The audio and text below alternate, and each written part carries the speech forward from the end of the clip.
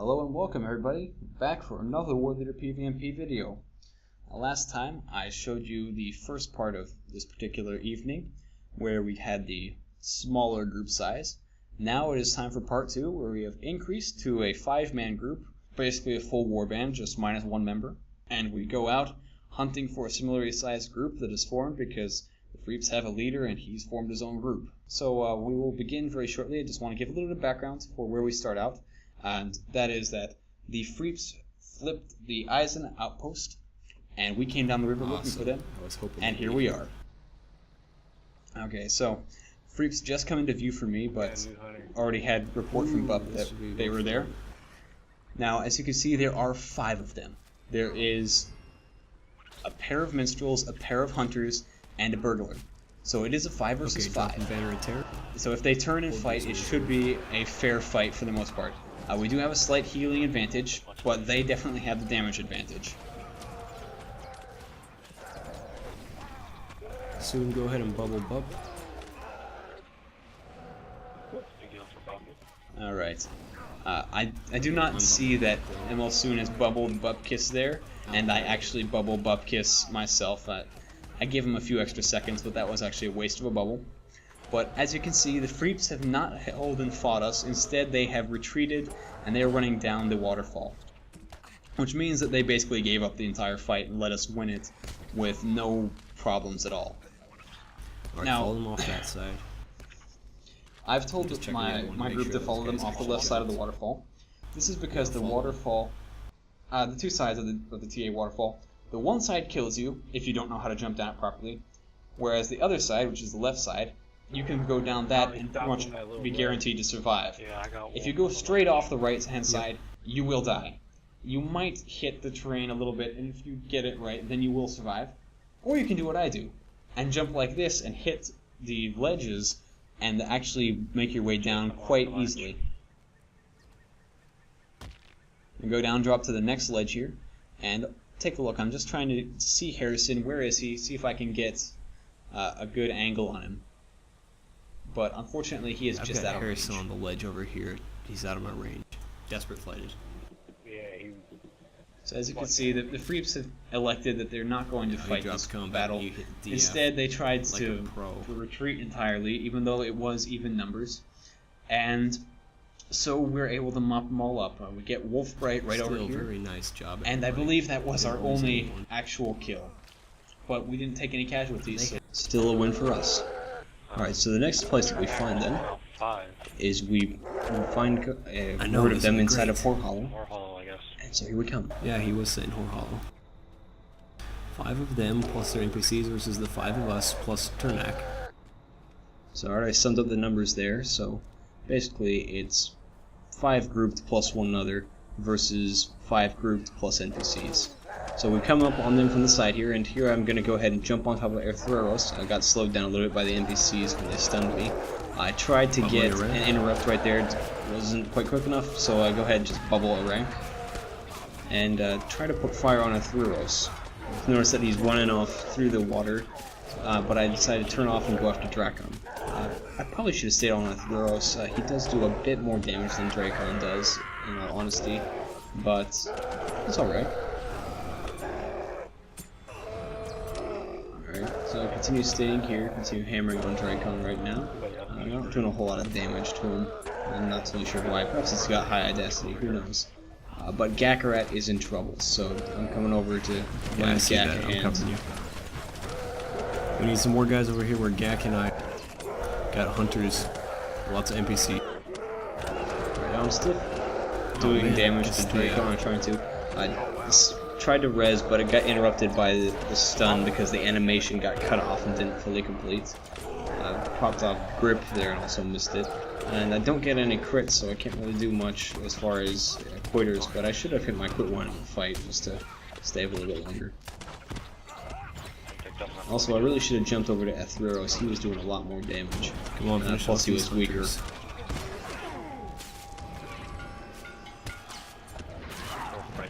Alright, Soon gets me up. And we are now actually all together with Arankathil finally coming over, which means all 5 of us in one spot, and there's only 3 of them over here left, because the rest of them are dead. And there we could put down that hunter. Dracon's next hunter would go down as soon as we put a little more fire on him. And Wolfbright is trying to raise a rank. At Furos, but a rank gets a interrupt on him. Some fire on him. And here's Zuki. Burglary just popped out of stealth. We instantly get right on top of him and just put everything that we've got into the guy. And he's loaded up with buffs and everything, but our tactical damage from the war leaders cuts straight through it, and our other fellows managed to get their dots through with help of finesse and stuff, and then we finish him off.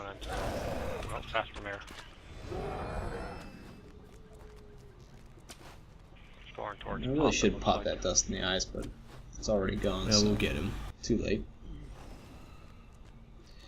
And by wasn't now, too bad.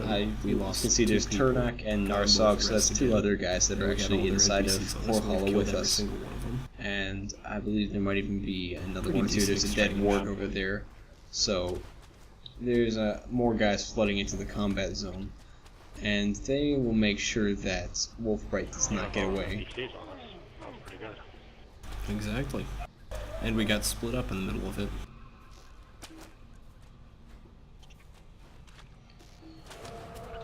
Wolf runs for the mayor, and we are about to pull him. He does go down right there with his minstrel Fane, Wolfbright's leading them but as a group. He's standing on top of Blight. He's got dots ticking, and he doesn't even get away. He dies before he can even do a thing. And we get the mayor on us, and we just end up standing there and killing our thing. Alright, so the next place that we meet them is in front of Glanvrag. We get here because we know that they've wiped, and so we come out here hoping to catch them nearby, and yeah, we managed to. There's Wolf right there. I know that he is the guy who's leading their particular group, and so the rest of them are just a bit further back, staying close to the one-shotters. And because we're this close to the one-shotters, we need to bring them out a little bit. So very shortly, I'm going to move the group down from the rock that we're at to a different rock, perhaps some trees, something like that. And then we will see if they push forward, and if they do, we're we'll going to attack it up a little bit more. Come to this tree.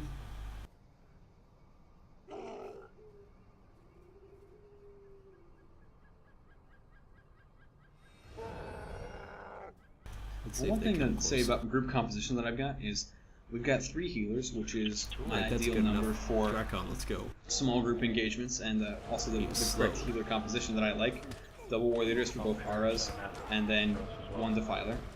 And then we got 2 spiders. The spiders bring a lot of utility, especially in terms of debuffs, but we are lacking on the burst damage.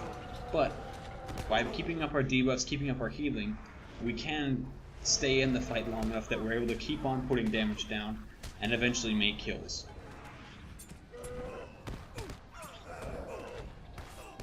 Now, another thing is that because of our healing over abundance and our damage deficits that we have, I do stay in brawler stance as much as I possibly can for these engagements because I want to get the extra damage out, and I'm also working as a target assistant myself. Mostly looking for targets of opportunity, but still.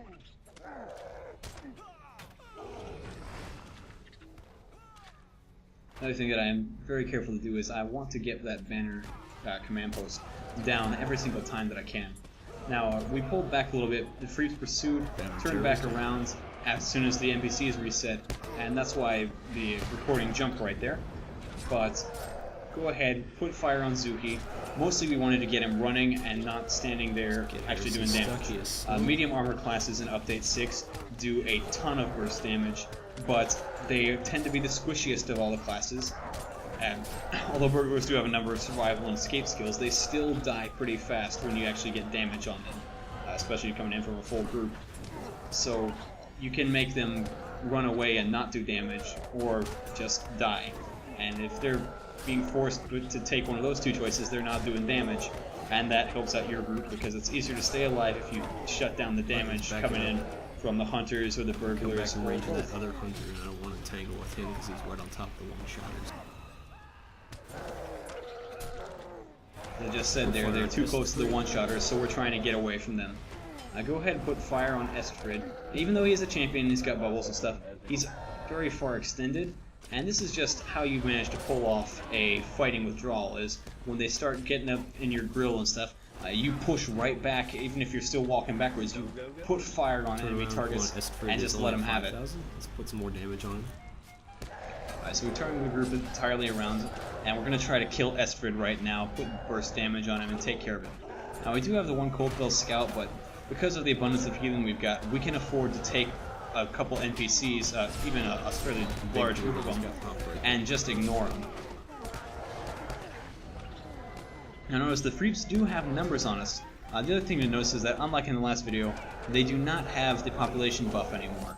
That is because the multi-boxing reavers are gone at this point in the evening, and so that has really helped out a lot. If they were fighting with the population buff, we would be having a very difficult time right now.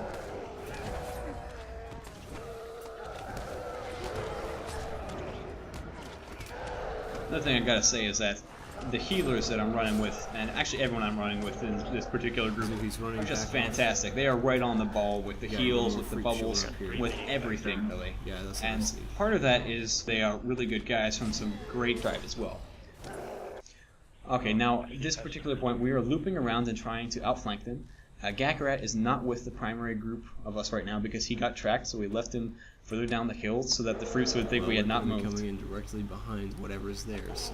Alright, so we come up here. There are 7 freeps. Yeah, I only see this. And they're all sitting around here, getting ready to ride off or something, trying to figure out what exactly they're going to be doing. But we come in here and they panic. And yeah, here we go. Party has started and putting damage down. Gakarat will be showing up fairly soon here. Ivaneus is in burn hot and stuff. He's got his buffs going. Put damage on him. Another thing that we should point out here is they do have a lot of scrolls pop for these guys, and that is helping them out a lot in terms of being able to take damage and also put out the damage.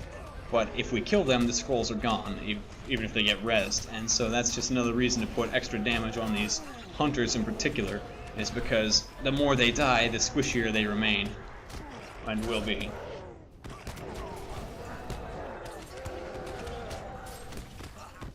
Alright, we're getting uncomfortably close to the one-shotters, but he's getting uncomfortably close to the end of his morale bar, and he hits it right there. Beautiful, beautiful. Harrison next.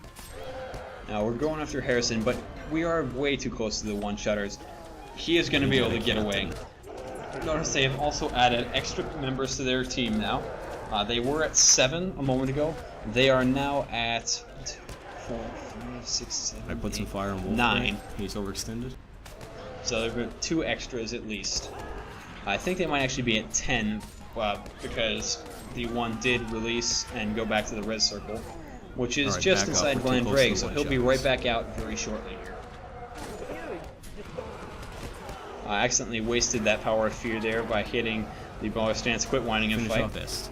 Managed to get Esfrid right there, so that's 2 kills for us in this particular engagement. Put some damage on that Coldfell Scout, take out the MP. Okay, Hadmond is over. Notice Nim is there. Nimerica is not actually grouped up with us, but Nimerica does bring us to 6 from time to time.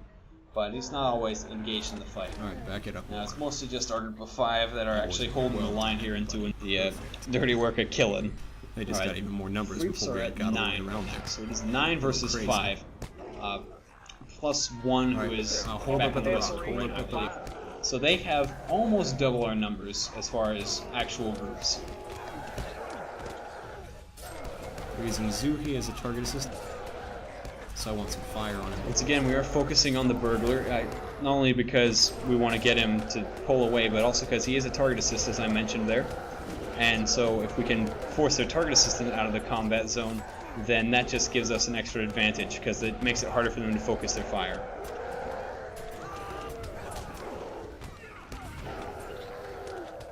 Ivaneus is back up, I want him down. Ivaneus actually seems to be putting out the most damage of all the hunters that are out here.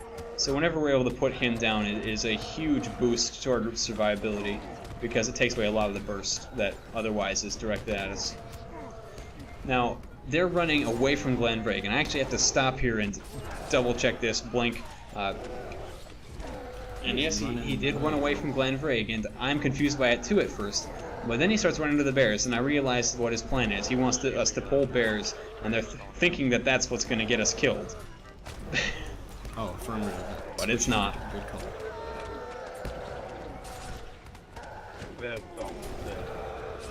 We have bears. Oh no. Alright, there's a third kill for us. Yeah, let's get melee. Alright, now we go ahead and get on top of the minstrel. And the main reason we're getting on top of the minstrel is because we've already put down some of the weaker targets that are available to us. We're still weathering their damage and focus fire fine. But if we can take out a minstrel, that's going to give us a good opportunity to actually put down a lot more fire and potentially wipe out some more of their guys because they'll be lacking healing. And melee has been doing a lot of healing lately with this particular fight. And we got her. So that's a very good sign. Notice there were actually 4 minstrels until we got Melis on. At least 2 of them were in war speech, and that's the reason we actually got her, was because they were not healing. Or needful haste, something like that. Put fire on him, mess him up. Alright, putting fire on Harrison. This is going to be a 5th kill for us if we get him. Harrison's almost down. He's taking a lot of healing though, so he's going right back up. So it looks like we missed our opportunity with Harrison for the moment. I saw Athreros right there. I should be getting on top of him. Get a bubble and also pop off that heal. That was very incredible timing. It's almost dead. It had like 101 health. Is putting fire on me. He's doing a ton of damage. I should be hitting a power pot right now, but I don't think that I do. Also, their numbers have increased. They are at 4 minstrels, 4 hunters, 1 burglar, 1 champion, 1 captain. That is 11. They should be getting a 12 very shortly here, but they are at more than double our numbers. It is half a raid versus almost 1 warband, and we're holding our own and killing them. There's a 5th kill for us. And I just barely missed out on get a grip there. So they've got 1 kill, we have 5. And there's 11 of them.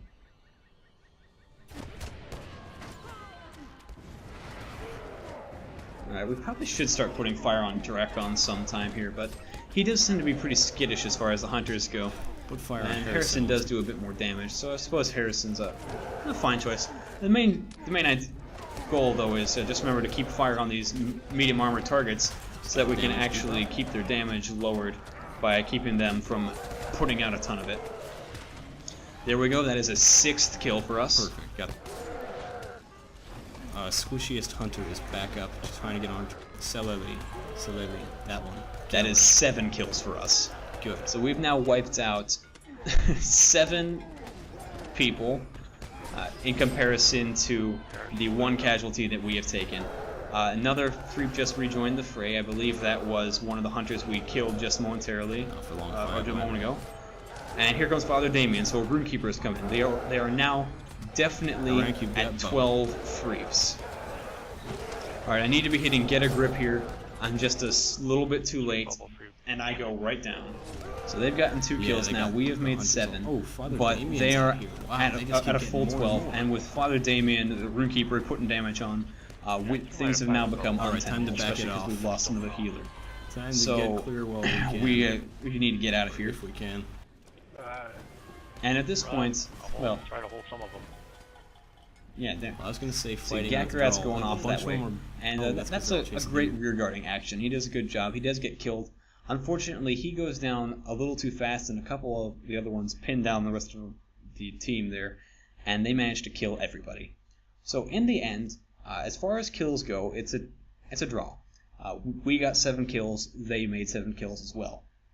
But when you consider the conditions under which we were fighting, we got 7 kills, fighting against what ended up being half a raid in front of their one-shotters right next to the red circle, with them coming back multiple times. While we were far away from any map endpoints or any red circle or anything of the kind, trying to deal with the fact that we couldn't advance where we wanted to because of the one-shotters and such. And so when you consider that, you realize that we really were actually dominating that entire fight, and it becomes pretty obvious as you watch it again, because they really weren't able to do anything until they finally hit critical mass, and we'd blown a lot of cooldowns.